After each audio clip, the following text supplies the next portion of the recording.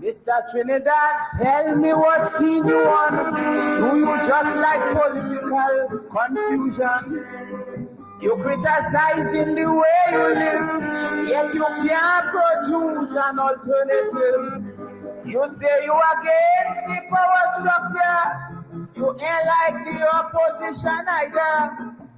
But take care, you jump out the hot water and end up in the center of the fire.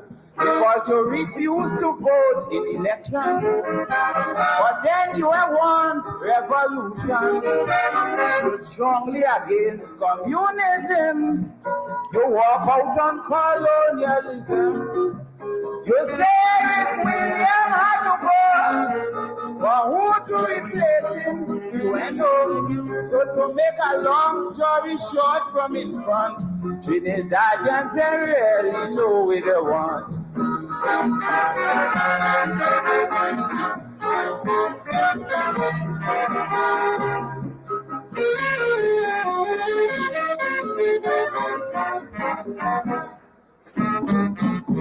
My friend, if you don't want democracy, the opposite is guerrilla activity.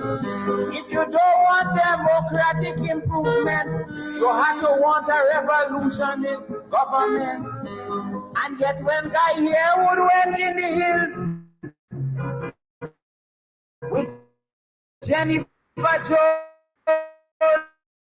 you let him.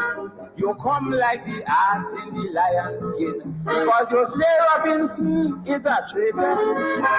You say what's than that about Ranger? You say Kamal seeking the enemies. You are ODAC, neither DLP, and you say TNM is only Ratchet B. Well, you tying up yourself. I gonna tell you why, my guy.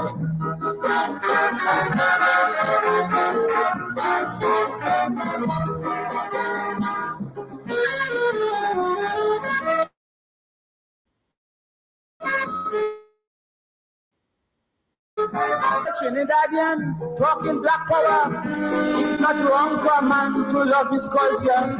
Yes, you walk around with your Afro flag.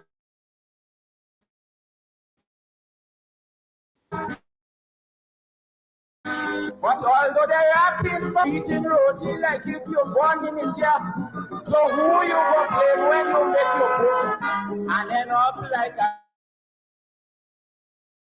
a cat on a hot tube. You smile when they bring to debate. William say he want to retire. You beg him to stay a little longer. You reject for Prime Minister, like your sense of reasoning goes and comes. It won't surprise me if you call back Albert Guns.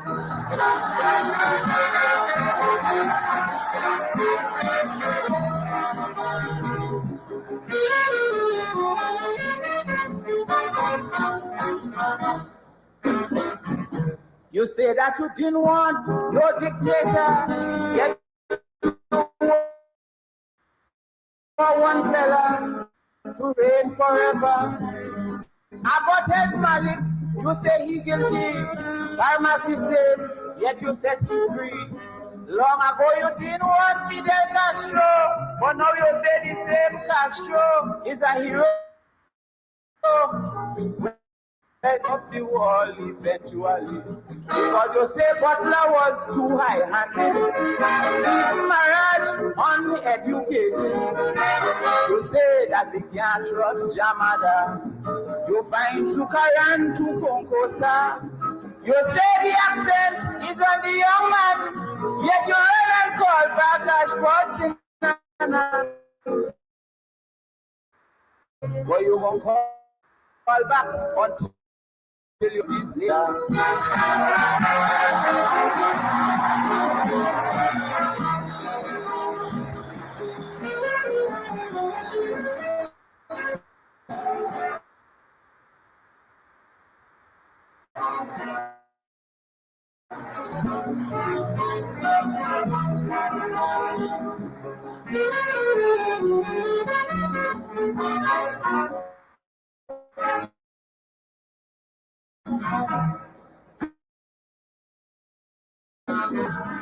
That is why they formed the Mahasabha. They're conservative, only talking race.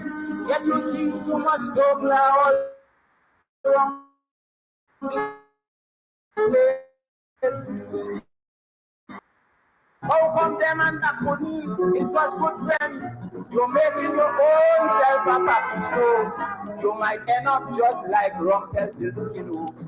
You call back Solomon Abajon, spending your money in London. You say the country's A-strength fighter is a regular ganja smoker. You call your picture a seditious traitor. Now that same traitor are you union leader. It won't surprise me if you move Malik from that room. Home appears too much.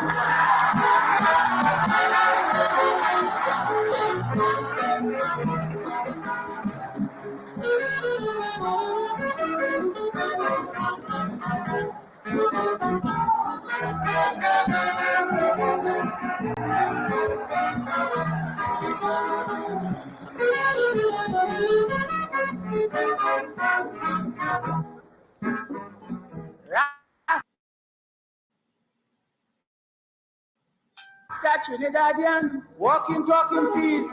Yes, he always in trouble with the police. Saying peace and love, right on, brother man. Yet if you watch him hard, you want to break your hand. But then, how come them and Black Pudding is such good friends? They're making their own self-package show. You might end up just like Rumpelstiltskin. But that's us. And then when Marie gone down Walker, they run and they call the same Kara. You say Mahathir too quiet and soft, and Victor Campbell is a big show. You were what Eric Kamal called neither part. If it's a bad you want well call Doctor.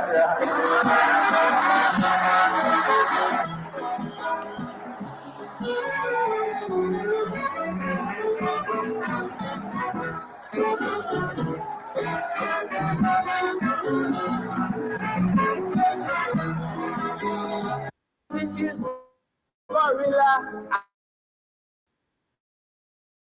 activity. Me was do you just like political confusion?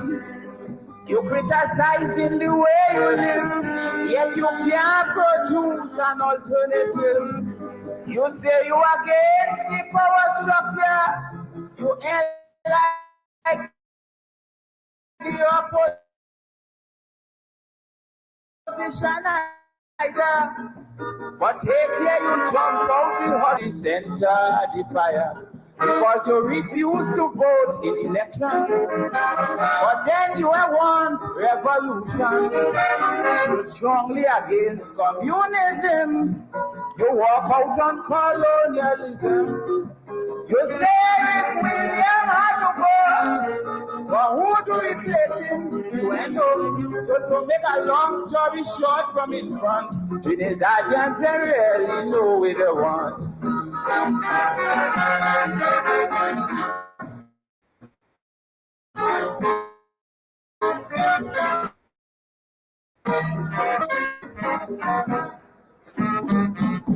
My friend, if you don't want democracy, opposite is guerrilla activity.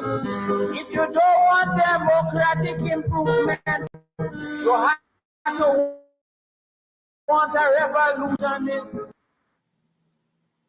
government. And Yearwood went in the hills with Jennifer Jones. You let them get killed. All you're doing is grinning and skylarking. You come like the ass in the lion's skin. Because you say Robinson is a traitor. You say what's that about Ranger? You say Kamal Marxist Leninist. You are ODAC, neither DLP, and you say DNM is only ratchet beam. Well, you tying up yourself. I won't tell you why. Trinidadians just like plenty mama guys.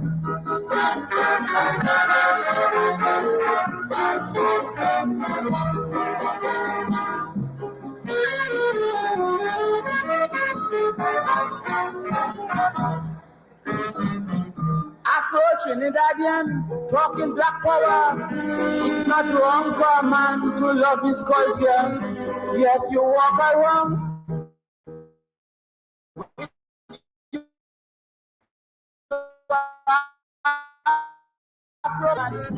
But although Africa, you eating roti like if you're born in India.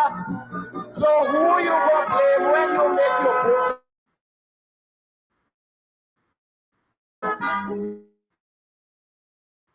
And end up like a cat on a hot tin roof. You smile when they bring him to the bed.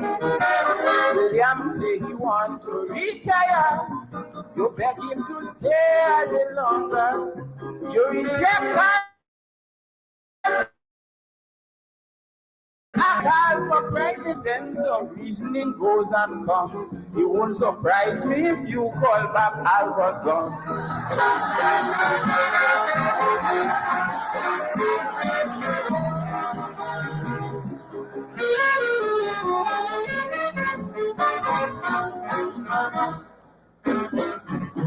You say that you didn't want no dictator.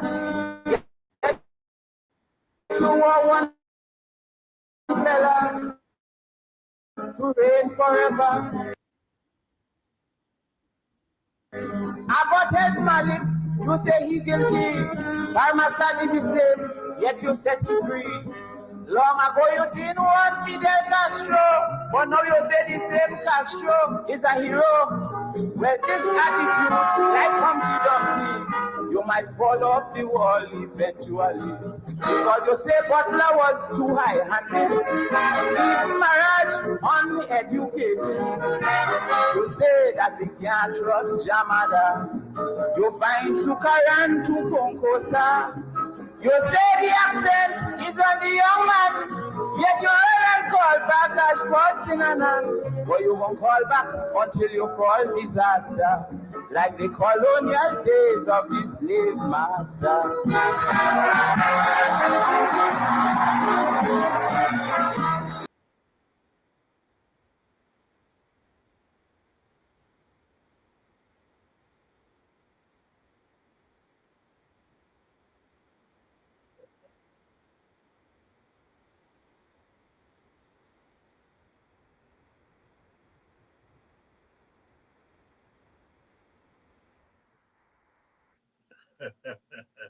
the maestro, Mr. Trinidadian. You can say Mr. Guyanese. You don't know what you really want. A calypso of self-criticism. You know, the contradictions in our society, the contradictions, the complexity, some scholars would say. Some will say the contradiction. I grew up hearing old people, they say, nigger too contrary. That's a contradiction. Contrary, you contrary. Oh boy. That's why I love being Guyanese and love being West Indian, love being black. When you bring all those identities together and you put them you put them in a mix. Oh, uh, it's quite a society. And our artists, our scholars, they dig deep into our society and sometimes holds up that society in front of us and we don't recognize it. Always our society is grappling with phenomena, grappling with phenomenon. And sometimes as we grapple, we get ourselves in a tangle and we can't understand it. Maestro, oh Lord,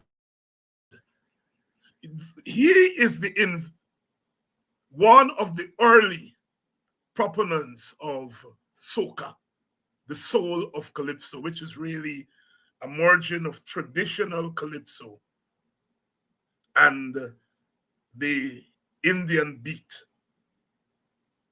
becomes soul of calypso and became known as soca. The inventor of soca, of course, is Lord Shorty Eye, later became Ras Shorty Eye.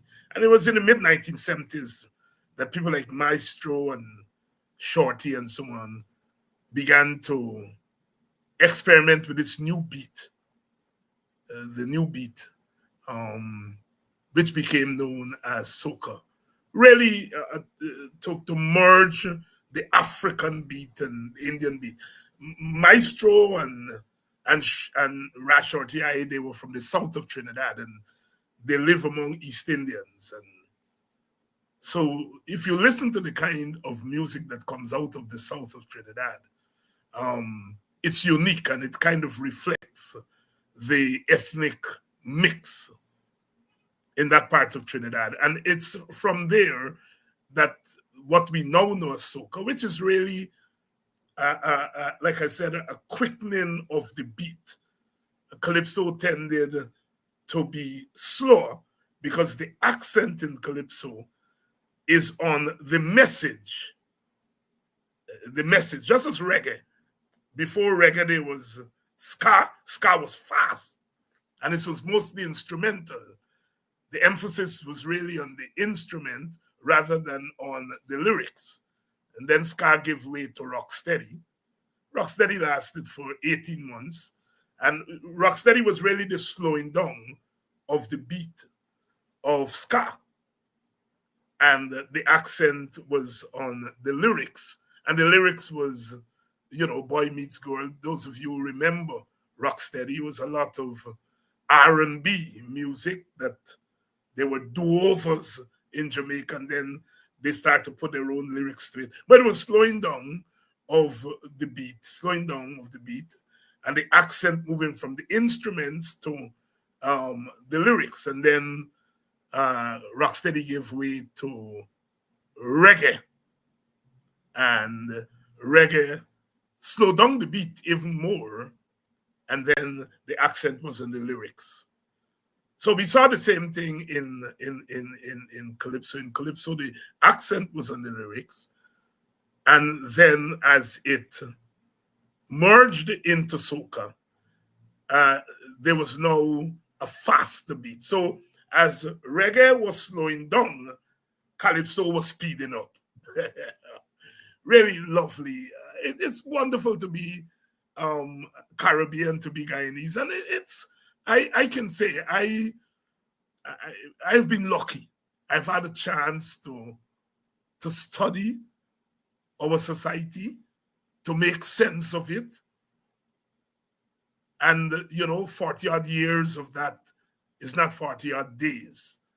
And as you get deeper into the root of the society, you really discover the vast array of wisdom that cometh forth from among ordinary people. And that what people like myself do, scholars and artists and so on, is really, Quayana puts it so wonderful. He said the artist and the scholar, by extension, it is like a gardener with a watering can. you know, he waters the people's experiences, taking the people's experiences, refine them into song, into dance, into poetry, into prose, into books, and giving them back to the people as a form of cultural and political nourishment. That's how Kwayana describes the role of the artist, the role of the scholar by extension.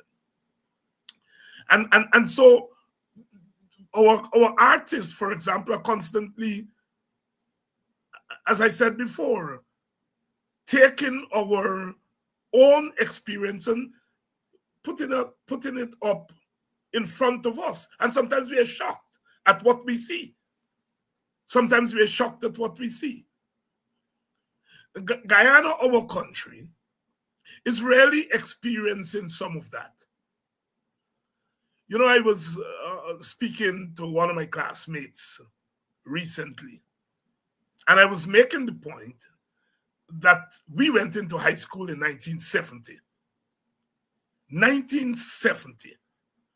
This is 4 years after independence, 2 years after the Rodney riots in Jamaica, which gave rise to the Black Power movement, 2 years after reggae was born. And so we are going into high school, and we are being taught by teachers who are wearing afro. We are being taught by teachers who are products of the 1960s. They're going to school in the 1960s. They're going to training college in the 1960s.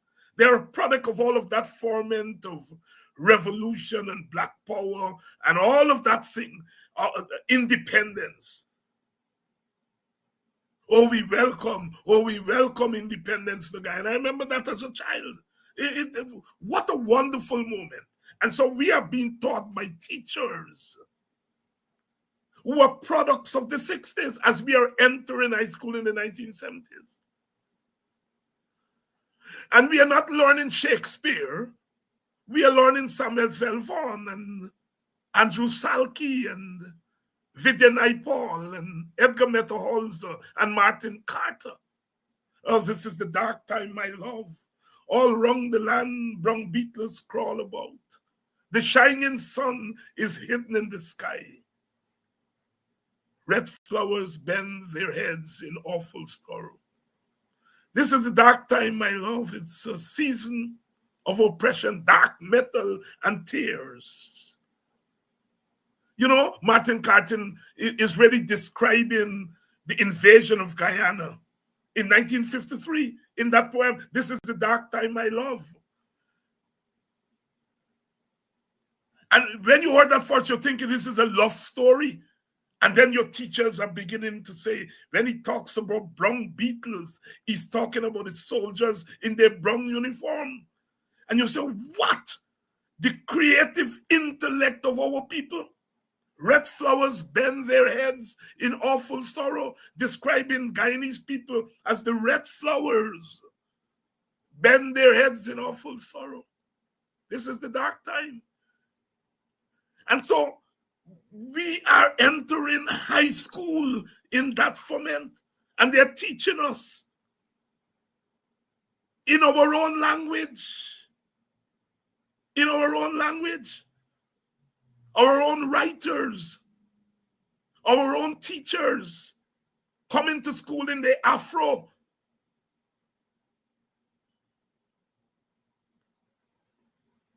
And by 1973, Bob Marley comes onto the scene. Man to man is so unjust. Children, you don't know who to trust. Taking His Majesty Haile Selassie's United Nations speech and turning it into song. War in the East, war in the West.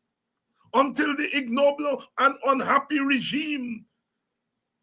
So in school and out of school through the arts, you are learning about yourself and you are learning about the world. You are learning about what you gave the world and what the world did to you. It was a wonderful time to be in school, and some of you are products of that. Nobody had to give us consciousness. The consciousness was there. If consciousness means an understanding of your own self and your place in the world, both as individual and as groups.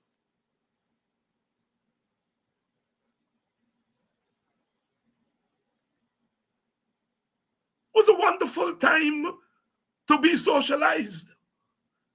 Anti-imperialism, and Bob Marley said, Rastaman no work for no CIA. What CIA?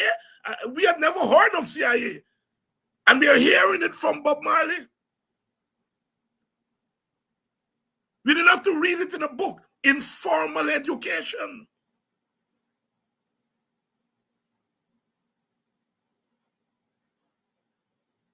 Indira Gandhi and Nyerere and Kaunda, they're visiting Guyana, school children.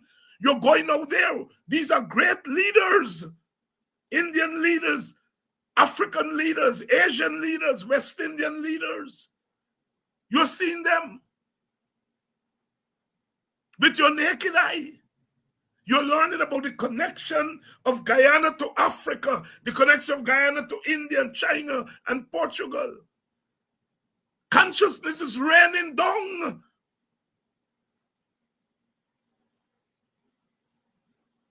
That is what produced people like me. We are learning about the complexity, what Maestro is talking about in that Calypso. Indians preaching and they're forming the Mahasabha, but they're coming into black villages and by the black pudding, wipe them out clean and go back into the Indian villages. And black people talking about black power, but they're eating roti like they're born in India, according to Maestro. Grappling all the time with our reality. And it is that grappling that has produced generations.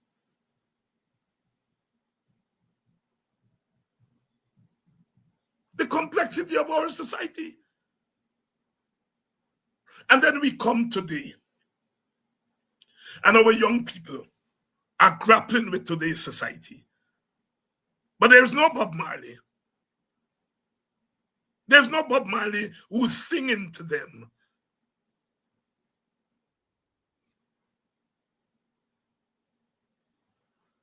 There's no Bob Marley who's telling them it takes a revolution to make a solution.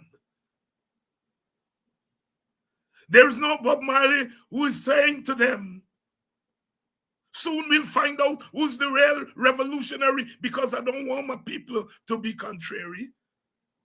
They're not seeing Indira Gandhi. They're not seeing a Kenneth Kaunda and a Julius Nyerere. They're grappling with a world just as previous generations grappled, but it's a different world.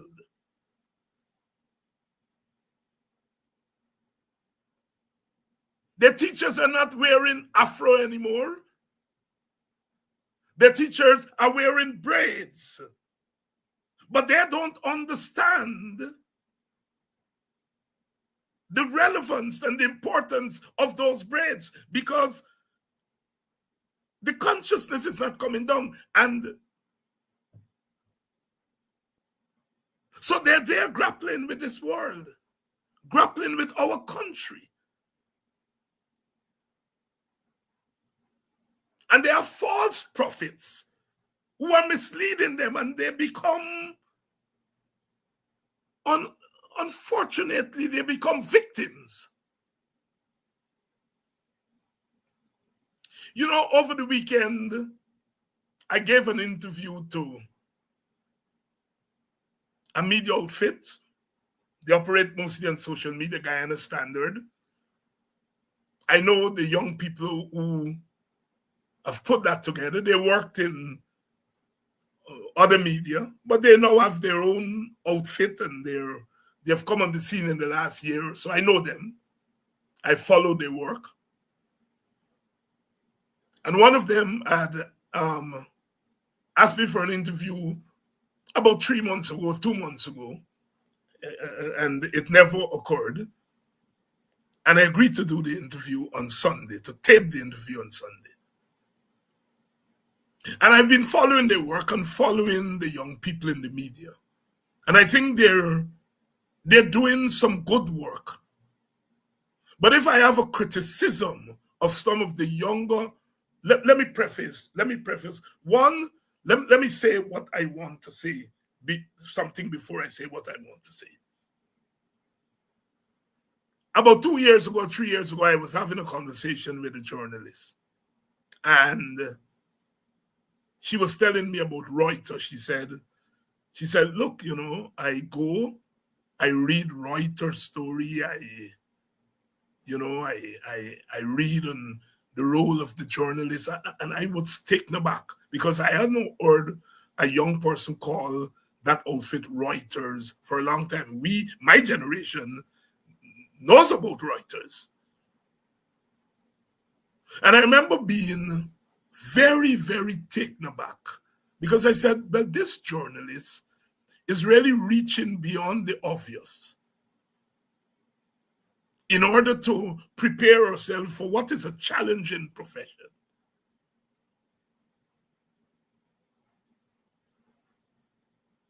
And one of the things I think that is missing with our younger professionals is not enough appreciation for the arc of history. They're extremely brilliant people. Brilliant. But there seems to be almost a kind of ahistorical, a few years ago, I think it must have been about 13 years ago, I went to a Caribbean conference in Grenada. And of course, you're in Grenada, scholars are in Grenada, 800, 900 Caribbean scholars are there. And so the Grenada Revolution dominated the conference. And younger scholars in their 30s at that time were telling us it's the first time they hear about the Grenadian Revolution. The Grenadian Revolution was from 1979 to 83. This is about 30 years later, I think. It was 2012. And I was shocked. These are people with PhDs. They're teaching Caribbean studies.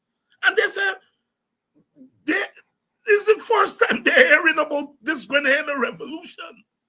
And some of them had none of it. But it's the first time that they're really getting a deep analysis of it. And I remember being shocked. But as you get deeper, we live in a world. And these younger people, these younger gen are products of the world. They're not products of the world that shaped me and shaped many of us who are older. They're products of a world today. And they're being shaped by that. And there has been a relentless campaign by many forces in the world to erase history, to silence history. And unfortunately, young people are being socialized in that environment. You've always had people who would say, forget about history, forget about what happened in the past. That has always been there. But it's much more widespread now because there is an institutional push to silence history. And so our young people are becoming bright in a really dark environment. And so, like we who grapple, they are constantly grappling with the contradictions of their time. And so I teach young people. I've been doing that for 30-odd years. Most of them between 18 and 22 because they come out of high school, they go straight to college. So I have a sense of young people and the motion of young people. And I've always, whenever I see or hear young people, young professionals, young people in the villages grappling with what has become a very difficult world to figure out, I would have a quiet word with them, sometimes congratulating them, sometimes suggesting things to them. Because it's not easy trying to understand the world today. That context is not there. You know, when we were boys and girls, you all remember when we learned in spelling, they said spell Mississippi, spell Czechoslovakia. Those were hard words to spell. But in spelling Mississippi and Czechoslovakia, you are learning of Czechoslovakia, you are learning of Mississippi, that these are countries and so on and so forth.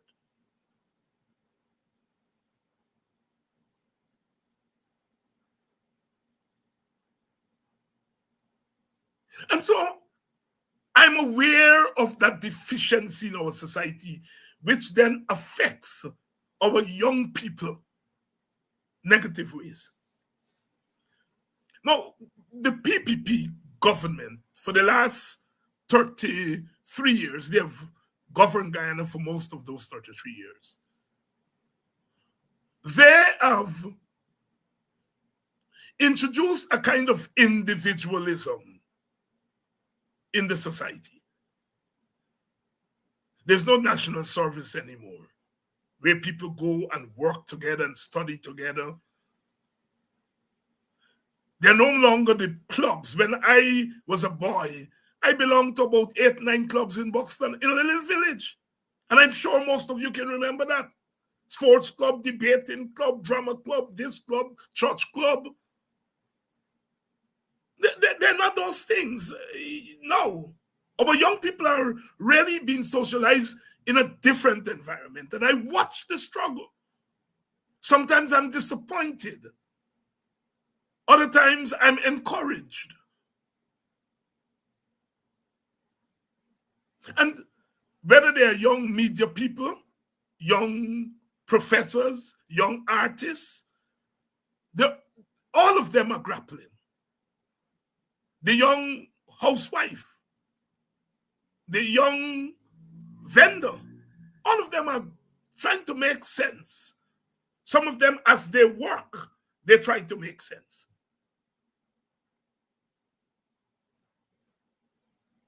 The confidence and attachment of the worker to the union is not the same as it was 30 years ago, 40 years ago. The PPP has introduced a kind of individualism, and in fairness to the PPP, that individualism is not a Guyanese thing. It's not the PPP invented. The PPP has embraced it. So solidarity and collectivism and so on, they're not part of the popular consciousness in the same way. I'm looking after myself. And so you have in this society where governments have always have a kind of clientelistic relationship with their people. By clientelistic, look, we are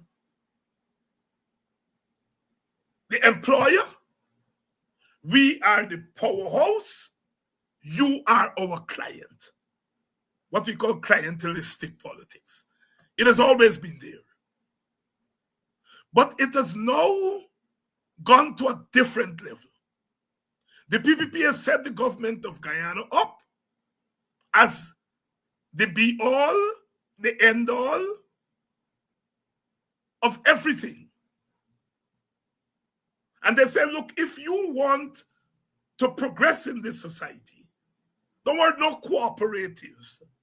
Don't worry with no neighborhood, nothing. Be a client. You come to us and we fix you up. Of course, there was not a ready embrace of it. But the PPP kept getting back into power, and even when they're out of power, they were out of power for that 5 years, those 5 years, you know, the philosophy was still there.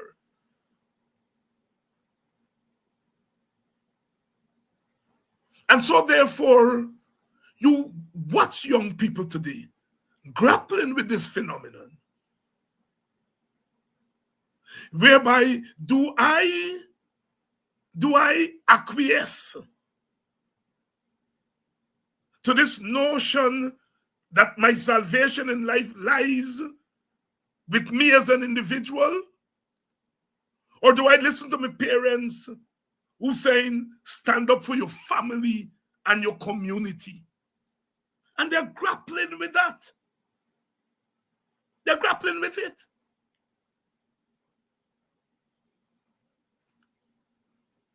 And when you look around and you notice there's no big fundamental change in the society, you say, well, if I can't be them, I join them. And you're doing so without the arc of history. You're doing so almost in an environment where you are forced, you're bullied to do so. I have never heard people, especially younger people, talk so much about my right, my right, my right, my right. And then you say, did you read the Constitution to know what your fundamental rights are? No. But yet you talk about my right, my right. Everything is my right. You do, you know, you slash your throat, you're right. You beat up somebody, you're right.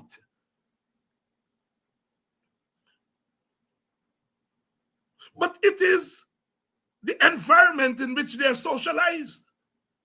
And some big people have gone into it too. Because the society has brought us to this point. And some of us are saying, no, we are never going to move forward as a society if all we think about is our individual needs and not the larger needs of the society. I mean, half of this society have no interest in going and joining the army or the police. No, absolutely no interest. The same ethnicity that was there 50 years ago is the same ethnicity today that dominates. There's no desire to go serve my country. Who takes care of our bodies? We sing, not a blade of grass. But we ain't going, we're not volunteering for the army. But yet we're singing lustily, not a blade of grass, not one chorus. The individual thing. I don't care. I get stopped on the road for crazy driving. I pay a small piece. Yeah, you, yeah, me. That's where our society is. And so it dawned on me recently that my description of a group of individuals who recently joined the PPP, African Guyanese individuals, mostly younger people, and my criticism of them as betrayers. Not because they join, but because once they get over there, then you have to justify why you are there. You see, this is how race was invented. Let me divert a little bit, as you all know I like to do. You see, slavery started as a trade. The invention of technology, you know, the cotton gin, the, sugarcane mill, and you have technology. The Europeans came to to the Americas. They found native Indians here with land. The land was fertile. They take away the land from the native Indians. They developed technology. You don't have to have labor. They attempted to use native Indians as slave labor. And the church, which was very powerful at that time, said, no, you cannot use these people. You can't use them. And the church rationalized that the reason you can't use native Indians is that they have souls. They may not be white, but they're what Thomas Jefferson said, they're brown people. They're white people in brown skins. They're white people in brown skins. And so they couldn't bring Europeans because the church said, well, you can't have Europeans working for nothing because they have souls. And so the next thing was to go to West Africa, where the Portuguese and others had gone and seen these people there. And they always thought that these people were different. They weren't wearing clothes. They didn't reason that they were there in the tropics, where the sun at. While you all Europeans come from cold places, so you all got put on things for cover yourself. And they went to Africa and people were walking about, without clothes, and they weren't groping each other. And they couldn't understand it. So they always thought that these people were different. And so now, blocked from using Indians and from using white people, they just decide, look, we're going to go to Africa, and started with the slave trade. And they began to bring these Africans over. And the moral question was posed. Why these dark-skinned people? Why? Why not the white-skinned and brown-skinned people? Why these dark-skinned people? And the answer they gave was that these dark-skinned people are inferior. They don't have souls. And the church went along with it, the Catholic Church. They don't have souls. So we are justified. We are justified in enslaving them. And thus was born the notion of race, where skin color with meaning. If you're white skin mean that you are superior, you can't become a slave. Black skin mean that you're inferior, you could become a slave. And then it moved from religion to economics to the law. And here we are today. So this small group, who decide, look, we're going to join the PPP. But having gotten over there, they now have to justify why they're there. Why you are acting different from the vast majority of people who look like you. Well, those people over there who look like me, they're stupid. They're allowing themselves to be owned by the PNC. They're lazy. They don't like work. And if you come over this side and you hang out with Indians like work. And you begin to use these characterizations to differentiate you from the majority of your compatriots. Their leaders are worthless. They can't run nothing. I've come here. When I was over there with the PNC for years, I didn't feel welcome. And since I come over here, I feel welcome, because over there, they're not real people. So they're not welcoming. Over here is real people. I feel so welcomed. And they begin to create a narrative of them versus me. I am the philosopher king. The rest of them on the fringe. I don't read Carter G. Woodson. I don't read Walter Rodney. I'm not into that. Because they're writing about race. And I don't see race. I'm not blind, but I don't see skin color. This is the narrative. I don't see race. I don't. So you make your move.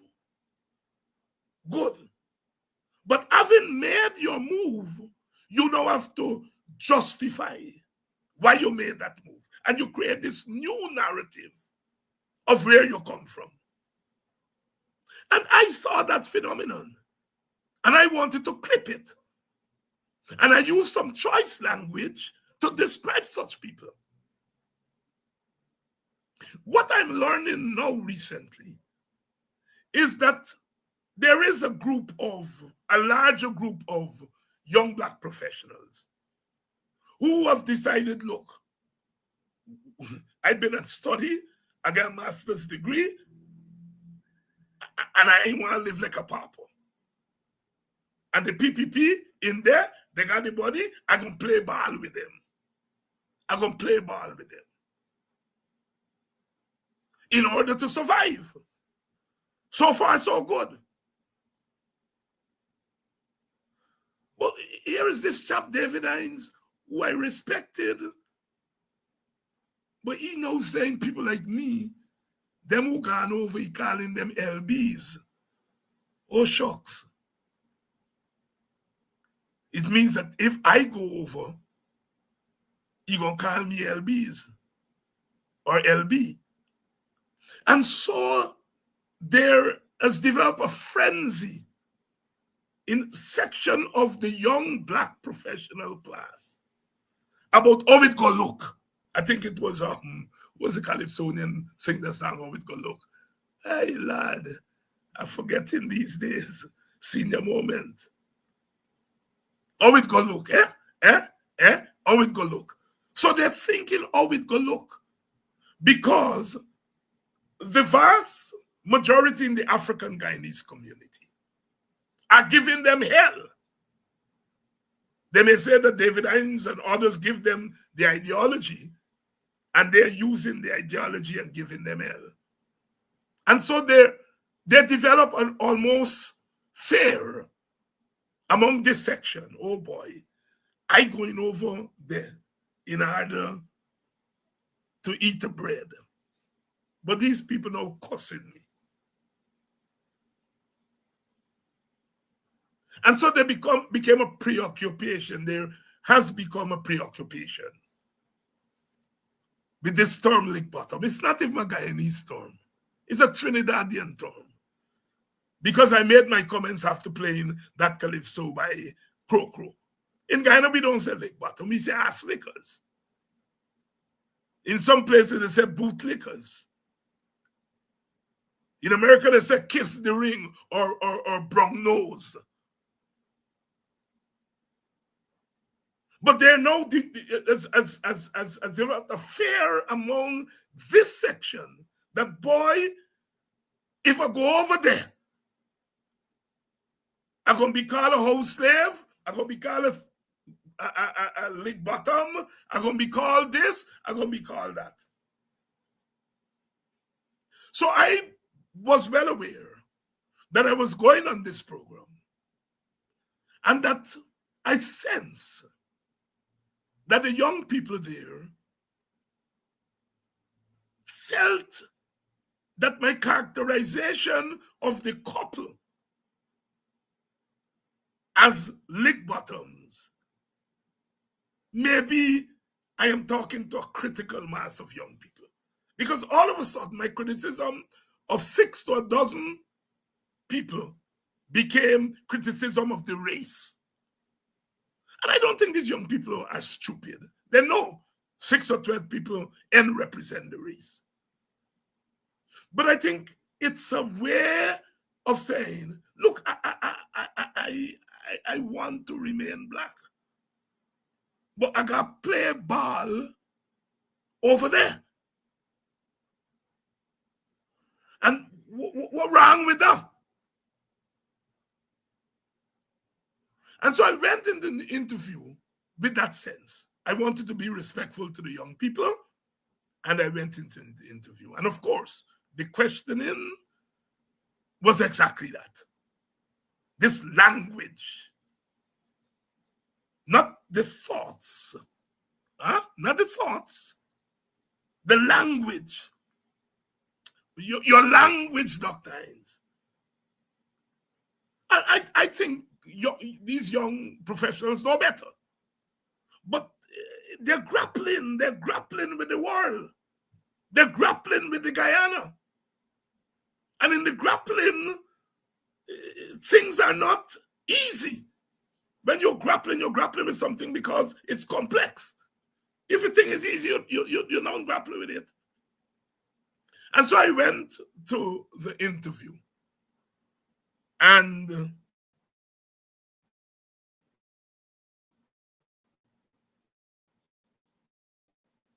the very first question asked of me, I answered. And the question had to do with whether I'm a racist or not. And I answered that question.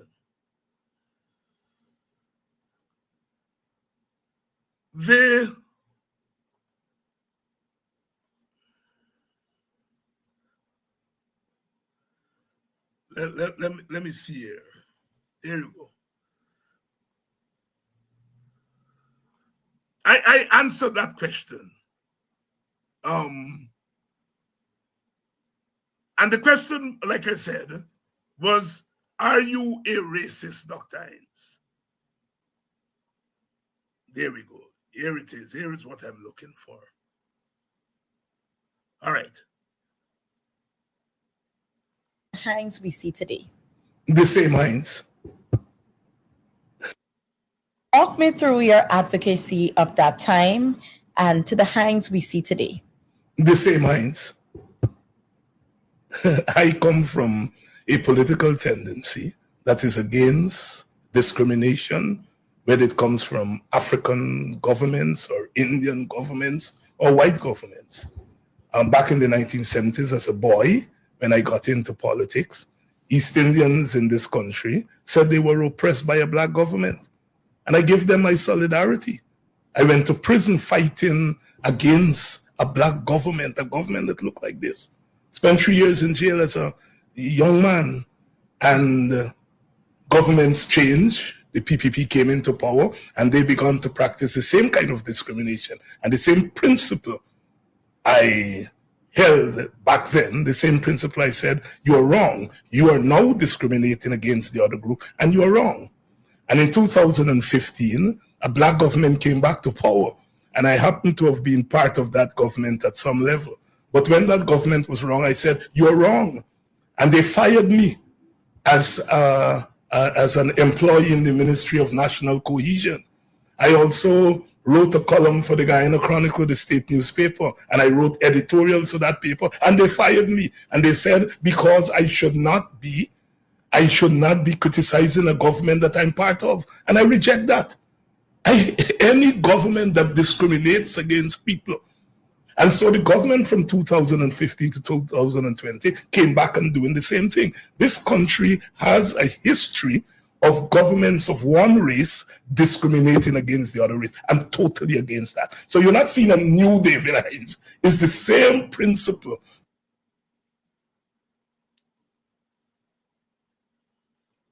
Okay, so I gave that as my first answer. One would think that here you're now learning for the first time that this man that you think is a racist has been fighting racism not only on behalf of Africans, but on behalf of Indian people too.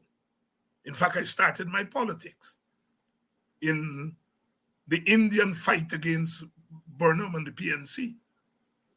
And I that's where I started my politics. I was jailed for that. I risked and lost my liberty for 3 years fighting for East Indians, among others. But, fighting against the black government. And then the Indian government came to power, and I noticed that they're doing the same thing to black people, and I said, oh no. Oh no, no, no, no, no, no, no. You can't do that. And I fought them in the same way. 2015 to 2020, an African government came back to power. I was a low-level operative of that government.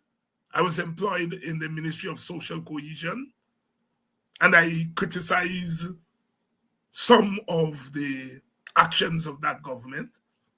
And I was fired summarily, without even a letter of dismissal. I never got a letter of dismissal. They just bust me off. This is a black government that I am critical of. I was writing a column, a weekly column in the Chronicle, and I was doing editorials sometimes 3, 4, 5 days a week. I would write my column, and I may be critical sometimes, but on the very day I have a column that is critical, I am writing an editorial in praise of the government. I was fired from the very top, very top. They say you can't be critical of a government that you're part of. It didn't matter to me. My philosophy is wrong. Whether it comes from black leaders or white leaders or brown leaders, wrong is wrong. That's my political tendency. So when the PPP came back to power, I said in the interview there, 2015 to 2020, I mean 2020 to 2025. When they came back with a vengeance against black people, I said, no. You up it, I'm going to up against you. The point is, that's my history. What I didn't say in that interview was that in 2002 to 2006, when gunmen were transported into my village, Buxton, and they began killing Indian people passing on the road, they're beating them, Indian people, I said, no, you're wrong. I put out a statement with Brother Yusi and Sister Ndaye. Sister Ndaye said, not in my name. And we joined her and said, no, you're not killing Indian people in my name. No, these are men with gun, killing people. Here I am risking my life on principle. Say, you cannot kill Indian people because they're Indian. You can't. I'm opposed to that. One night I was in the village and I was stopped by some of the gunmen. And they told me, well, look, we are aware of your history. And we are being told that you are against us and you're for Indian people. But we know your history. So we want you to know that your life is not in danger. No, it could have been the other way around. They could have stopped me and said, we don't know your history. There are people who are telling us that you're against us and that you're pro-Indian, and they could have killed me right there. I am doing this for Indian people, putting my life on the line for a long time. A lot of people in the black establishment didn't talk to me. They felt that I should not have taken the side. I should not have stood up for Indian people because these gunmen in Buxton were fighting for black liberation. They didn't talk to me for a long, long time. And then having gone through that, to hear Indian people, you all on Facebook, you all hear the nasty things they write about me and say about me. Not the racist thing that bothers me, because that's ignorance. It's the monkey, the low life, and all these things that they call me. A man who gave his liberty and almost lost his life for them. Now, these young journalists could claim that they didn't know that. But when I give them that answer, but not change your interview line and say, no, we should have researched and know that Dr. Haynes when he used that language, he used it in a particular context. No, the interview continued. But I understand. I could have said I wasn't going there, but I went there and I went through the interview. Because I don't think these young people are vicious to me. I think they're caught in a complex situation and they're trying to figure out how you deal with it. And maybe the way to deal with it is to have some simplistic things, some simplistic solutions. The interview was supposed to be in 40 minutes.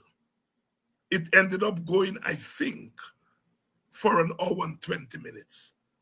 So they played the first part of the interview yesterday, I think. And they ended where the journalist asked me if we had just begun to discuss Azzuddin Mohammed and Win. And she asked me if I think an Indian man can represent the interests of Africa. And I began my answer by saying he will have to commit suicide. And then I went on to explain political suicide and what you have to do when you're committing political suicide.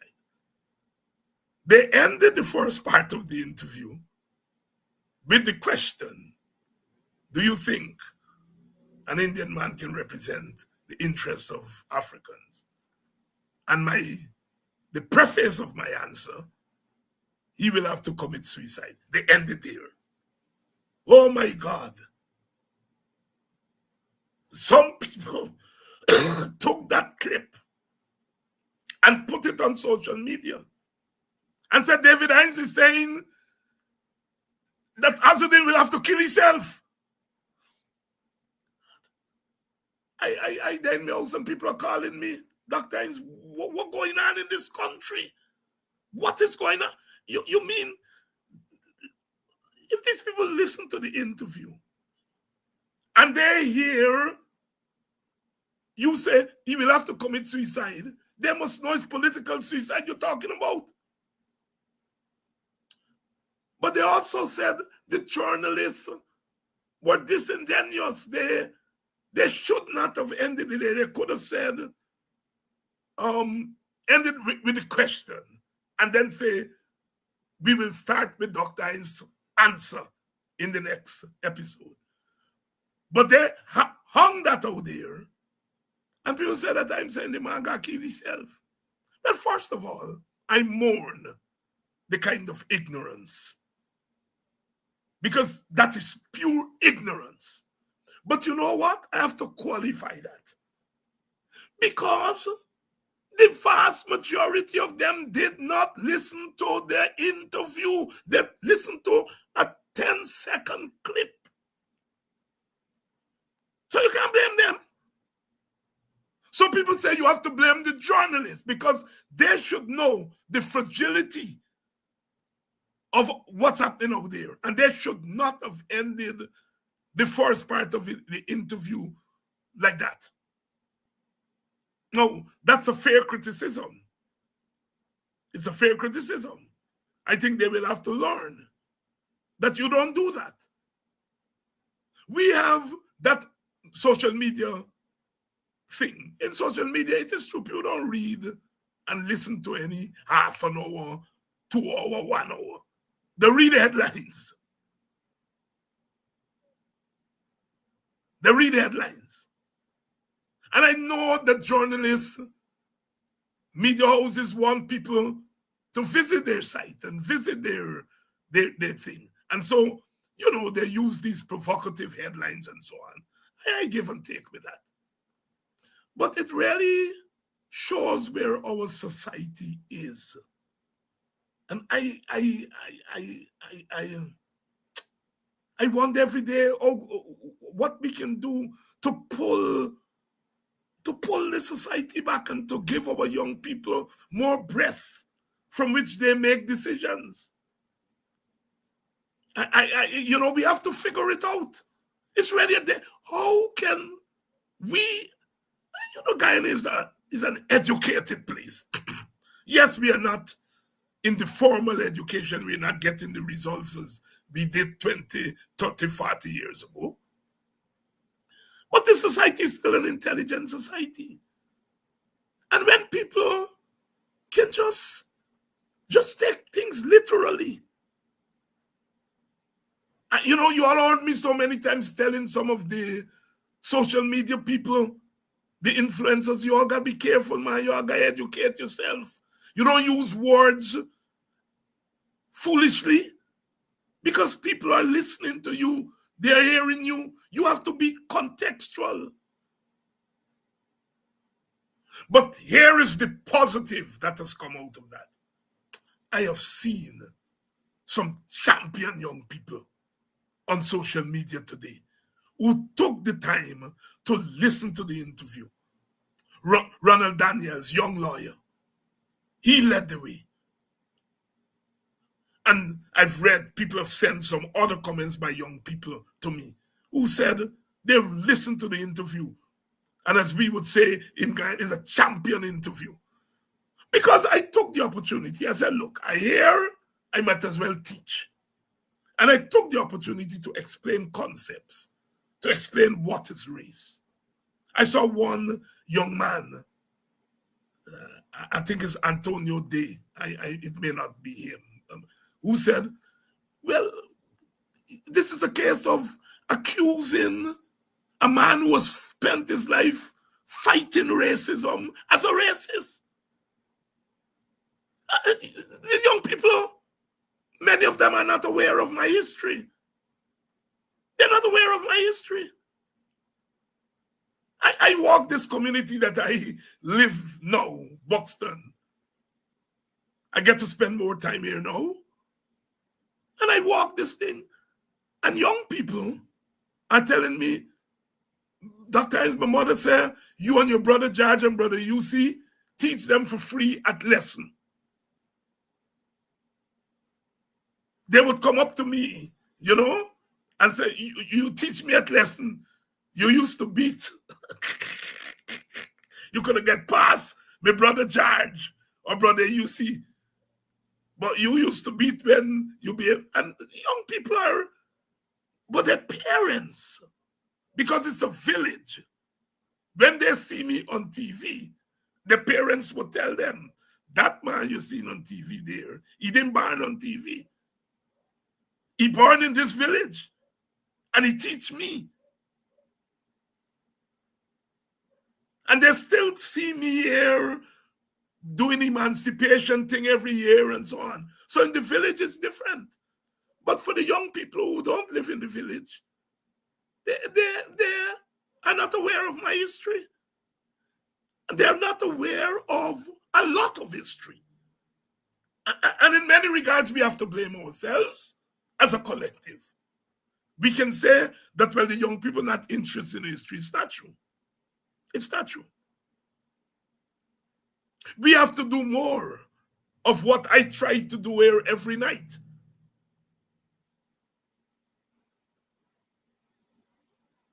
Brother met me at the rally there at the Square Revolution, hugged me. He said, you know, I learned so much about myself that I don't know. Yeah, I never know that Guyana could have become Israel. And he kept rocking me. And he said, you know, so many things. We have to teach. Like I said, my generation, they didn't have to do too much teaching because the thing was there in your face, in the music, in the dance. Your teachers just wearing the afro and so on. But it's changing times. And we have to give these young people some context. Young Indian journalists say he never heard the term Nimakaran, but he heard Ligbati. He heard Ligbamsi, but he never heard Nimakaran. And Nimakaran is used every day in the Indian community.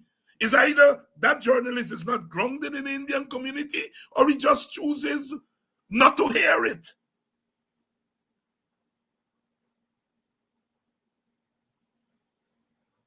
Another young journalist said, they never hear an Amerindian criticize his fellow Amerindian for leaving the group. Very innocent answer. I have never heard it. Very innocent answer, but it's an answer that is lauded. Because if you conclude that some races do not engage in self-criticism or engage in rebuke of those who deviate from the race, then you're saying it's an African thing. It's a backward thing, and it's only Africans do it. The logical conclusion is that they're backward people. Self-criticism of those who deviate from the group is human. Human. But I don't blame those young people for not knowing that. They can only know what we teach them. Or the young man, the young journalist who never heard the term Nimakaran, he's Indian. Is either he not living among Indians or he chooses not to hear it. Because the narrative is only black people who criticize their own for denouncing the race. And so you have a generation of people who may be growing up thinking that, when it's absolutely not true. We all know that Nimakaran in Hindi is the worst cuss word. It's a cuss word. It's a cuss word. But you ask those same young people say they don't know Nimakaran. They will tell you they know about house slaves. They know about slave catcher. They know about lick bottom. But they don't know about Nimakaran. And as far as Amerindians are concerned, Amerindians don't do that. It's really a bad state. And again, I'm not criticizing the young people because the education system has failed them, both the formal education system and the informal education system. And so they form conclusions about society based on a limited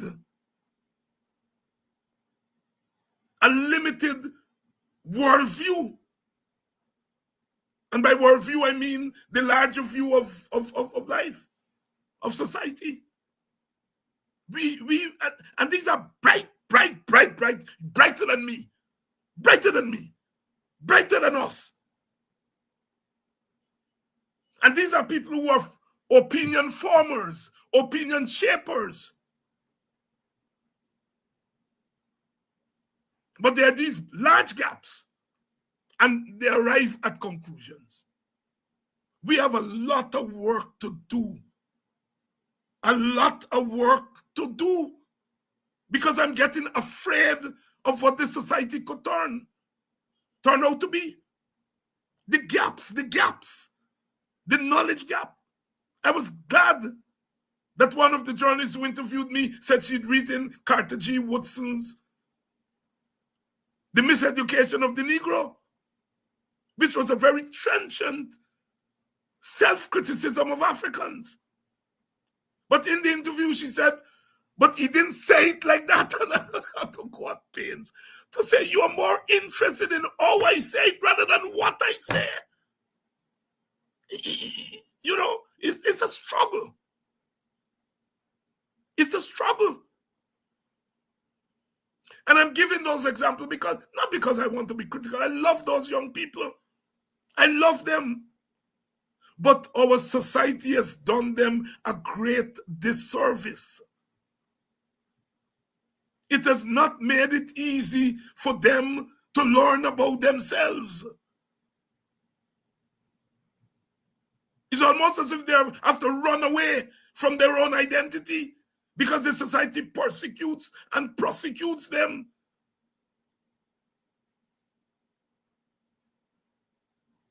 We're really in a bad way. Very bad way. But we can't give up. We cannot give up. because there are other people who are pushing them, because they want to control the society economically. And in order to control the society economically, you have to get rid of what you see as obstacle. And the conscious African is an obstacle to racism, is an obstacle to economic domination.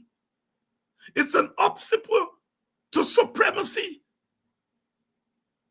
And so there is this formal and informal drive to strip the African youth of any connection to his or her identity and history. On the slave plantation, they did that. They tried to erase Africa from the enslaved. They weren't too sensible because they're killing people by the time they're 20, 30, 25. And they have to bring new enslaved people. And as they bring enslaved people, the enslaved people are bringing Africa within. And so historical memory was there on the plantation. Or in Haiti after the 1804 revolution, they basically shut off Haiti from the rest of the world. And so what happened in Haiti is that you had the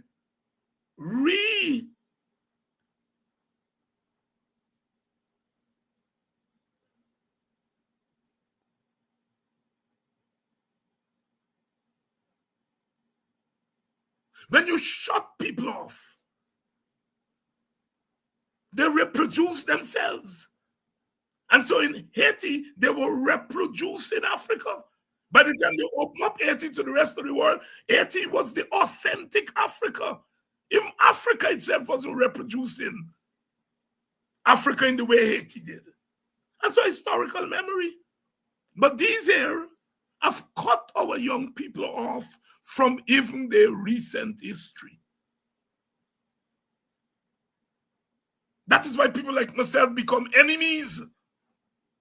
Because we are trying to reconnect young Africans to their history. And they see that as a fly in the ointment, because when you cut people off from their history, you're cutting them off from their identity and their reason for being. And again, they're going to take clips, small clips of what I say tonight. But you all are here. I am not blaming those young people. I love them. I you know, that's why I call the program tonight, Teach the Children. Teach the children. My daughter, my daughter texted me today and she said, everybody's looking for their 15 minutes of fame. Here they go again, misrepresenting what you said. And I can feel the pain because my children have had to live with this all their lives. And I can feel the pain in my daughter, the pain in what she wrote there. Of course, she knows me as a father, as an individual, and she knows that I'm not racist and all of that. But you can feel the pain. Here they go again. It's as if this society is intent on destroying the African man or woman who does not allow himself or herself to be used against their own group. I understand young people who want to play ball with the PPP. I understand that. And people must, if they want to do that, go do it. But if you recognize their contradictions in such action, then you have to figure out your own self-defense. And your self-defense can be to crucify somebody who's trying to give some sense to the society, the community.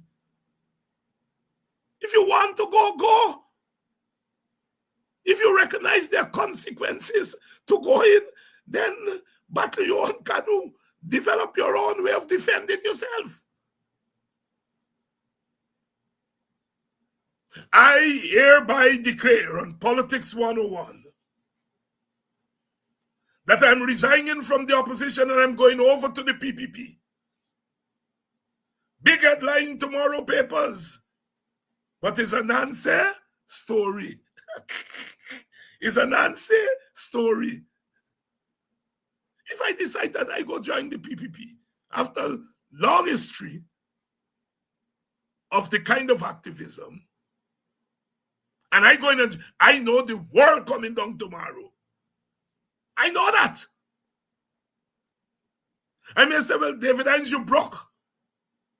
Go and see if they're going to give you 100 million.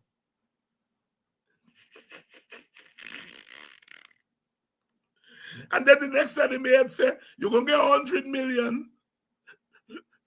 But half of the society will come down on you and say, shame on you, Dr. Hines. And they will persecute and prosecute you to the end of time. I can't make a choice. 100 million on the prosecution. You know, you can't want to swim against the tide and want to be treated as though you're swimming with the tide. Life don't work like that. If you could have gone and lived normal, yeah. But you know, once you get there, you know, got to change your mouth or turn your mouth the next way. That is what we're calling the LB, the lake bottom. That's what. It's not you going.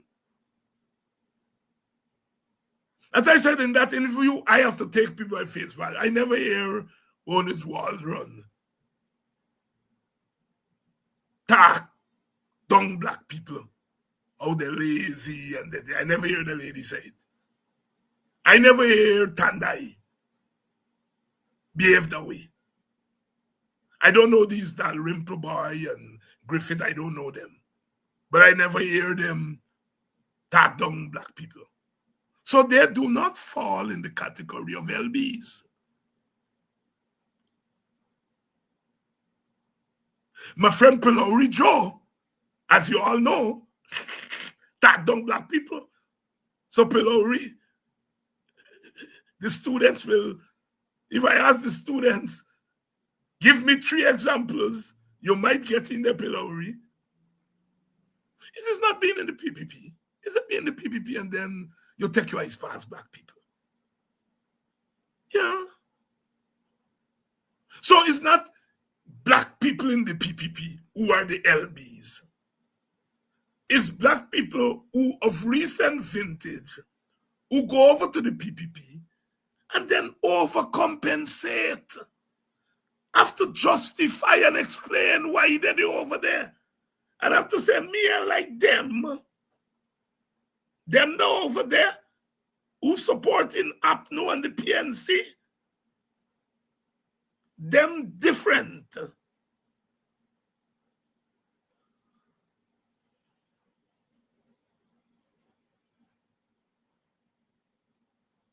We have a lot of work to do.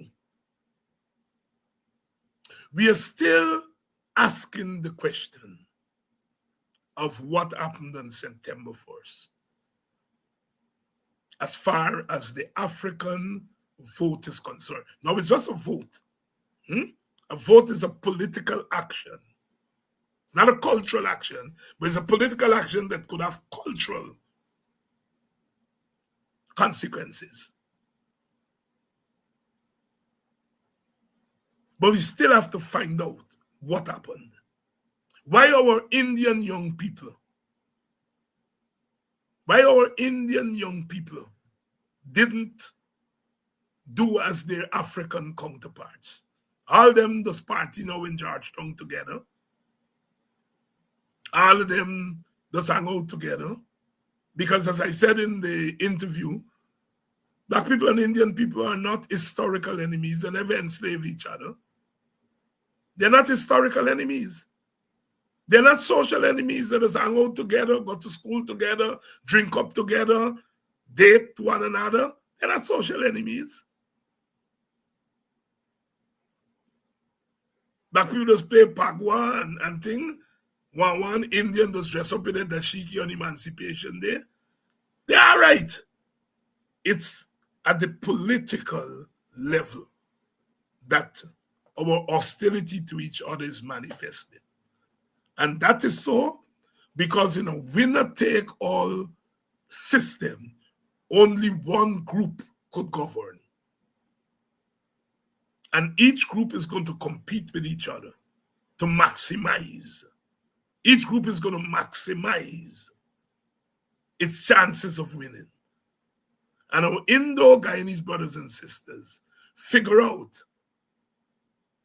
wrongly or rightly, take your pick, they figure out that if we vote together, we maximize our chances of winning and getting into power. African people, most of the time, African people think the same way. In this case, in 2025, they decided to dilute that vote.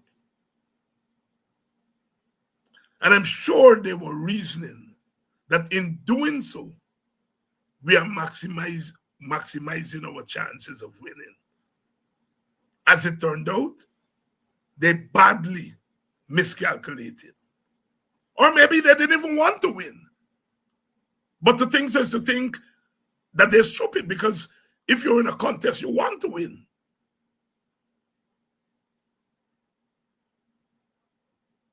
We have to figure out that puzzle. It's a puzzle. It's a puzzle. We have to figure it out. I think, and I can say it now, I've been putting off saying it. I don't think this thing is sustainable. I don't think the win thing is sustainable. History has shown that in these types of societies, those things come, they peak very quickly, and then they subside.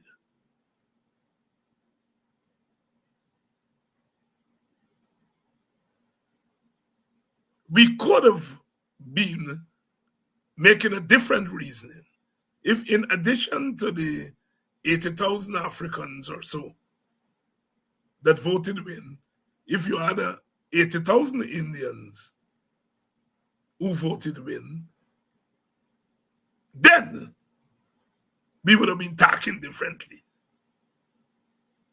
Then it would no longer be a puzzle. It would be clear. But it has never happened in these kinds of societies. As I pointed out, 1953 was the last time Indians and Africans voted for the same political entity. And within 133 days, that government was kicked out of power. Within the next year, the thing split up to what we now know as PPP and PNC. Here we go.